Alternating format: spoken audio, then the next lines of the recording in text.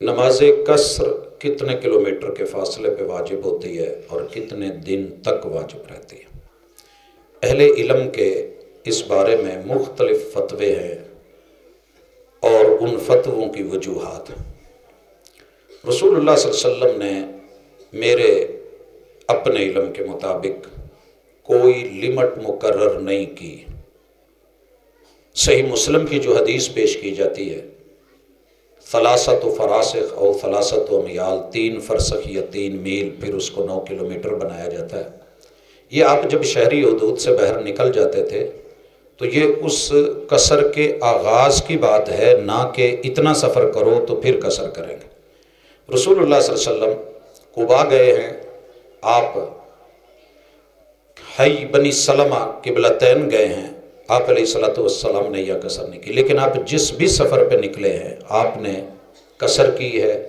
اس سفر جس نے دیکھا، مثلا عسفان کا سفر ہے تو لوگوں نے کہہ دیا 30 کلومیٹر، طائف کا سفر دیکھا تو لوگوں نے 80 کلومیٹر کہہ دیا، مختلف سفر دیکھے تو لیمٹس مقرر کر دی۔ آپ نے جو بھی سفر کیا، انسان یا مقیم ہے یا مسافر ہے، شہری حدود سے نکلتے ہی آپ کے اوپر قصر ہے، آپ قصر کر سکتے ہیں۔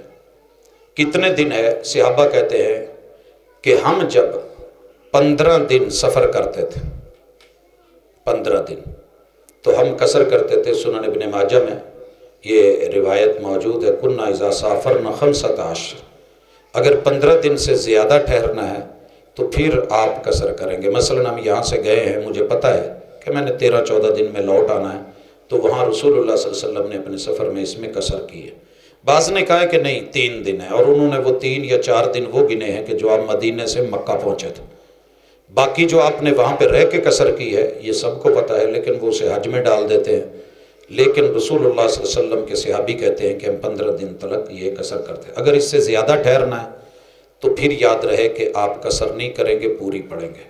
اور اگر پتہ ہی نہیں، کہیں میں گیا ہوں، میرا کام آج ہوتا ہے، میں نے چلے جانا ہے، کل ہو گیا چلے جانا ہے، تو پھر بندہ بھلے سال بھر بھی رہے اور اسی آزمائش میں ہو تو پھر وہ قصر کی اجازت ہے۔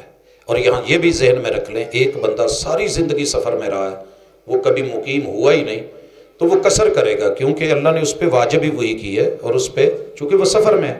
جیسے ایک بندے نے زندگی بھر سفر نہ کیا ہو تو پوری پڑے گا۔ قرآن پڑھتے اور نماز کے دوران اگر اونگ آ جائے تو کیا وضو ٹوٹ جاتا ہے؟ نہیں۔ جب تک آپ سمیل محسوس نہیں کرتے، آواز نہیں سنتے، آپ کھڑے ہیں اور آپ تلاوت کرتے، آنکھ لگ گئی ہے، تو اس میں یہ نیند وضو کو نقض کرنے والی یا توڑنے والی نہیں ہے۔ اس میں صرف شک ہوتا ہے کہ اس دوران اگر کہیں وضو ٹوٹ گیا ہو تو پتہ نہیں چلتا، جسٹ یہ ہے۔ اسی لیے فقہا نے کہا کہ اگر آپ بیٹھے ہوئے ہیں تو اس میں عموماً وضو نہیں ٹوٹتا، ہوا خارج ہونے کے امکان نہیں ہوتے۔ اور صحابہ جو ہے وہ خراٹے لیتے عشاء کی نماز میں، اور پھر جب حضور آتے انتظار میں ہوتے تو پھر آپ کے ساتھ نماز پڑھتے تھے، وہ وضو نہیں کرتے تھے دوبارہ۔ 18 کا روحانی طریقے سے علاج کیا ہے؟ ایلوپیتھی 18 کو نہیں مانتی، ہماری دیسی پیتھی اور دم پیتھی اس کو تسلیم کرتی ہے، اور اس کی دونوں کی دوائیں موجود ہیں، اور ہر انسان کا اپنا عمل ہے۔ میرا یہ ماننا ہے وَنُنَزِّلُ مِنَ الْقُرْآنِ مَا هُوَ شِفَاء، قرآن مجید کو کہیں سے بھی لینا، پڑھنا، سورۃ الفاتحہ 7 مرتبہ، 11 مرتبہ، 21 مرتبہ، آخری 3 سورتیں 7 مرتبہ، اور اسی طرح یہ سورت جو ہے سورۃ الدہر، اس کے ابتدائی رکوع کو پڑھنا۔ مختلف لوگوں کے مختلف اعمال ہیں، اللہ تعالیٰ اس سے شفا دے دیتے ہیں۔ اور باقاعدہ جو حکیم اور طبیب لوگ ہیں وہ بوڑھ کی جو داڑھی ہوتی ہے یا جو جڑیں نیچے کو اس کے اوپر سے لٹکتی ہیں اور بعد میں زمین سے مل جاتی ہیں، ان کو لے کے کاٹ کے مہینہ 1.5 تلک جو ہے وہ بچے کو نہلاتے ہیں، اللہ تعالیٰ آسانی کر دیتا ہے، اور ماں کی طرف سے بھی یہ خاتمہ ہے۔ ختم والا کھانا جائز ہے۔ میں بڑی مرتبہ یہ بتا چکا ہوں کہ ختم والا کھانا بذات خود اپنے وجود میں غلط نہیں ہے، وہ تو صاف ستھرا ہے، نیٹ اینڈ کلین ہے، چن کے پکایا گیا ہے، حلال ہے، بکرا جیسے حرام نہیں حلال ہے۔ لیکن جب اس کو آپ کسی ایسی جگہ پہ جا کے ذبح کرتے ہیں تو اللہ تعالیٰ اسے قبول نہیں کرتے جو آستانہ ہوتا ہے یا آشیانہ ہوتا ہے یا نصب ہوتا ہے۔ تو پہلے صحابی نے پوچھا کہ میں یہ منت مانی ہے فلاں جگہ پہ جا کے جانور، آپ نے پوچھا وہاں کوئی آشیانہ یا کوئی نصب یا کوئی وہاں کوئی بت، کوئی بزرگ، وہاں کسی کی کوئی مورتی، کوئی ایسی چیز تو نہیں؟ کہنے لگے نہیں۔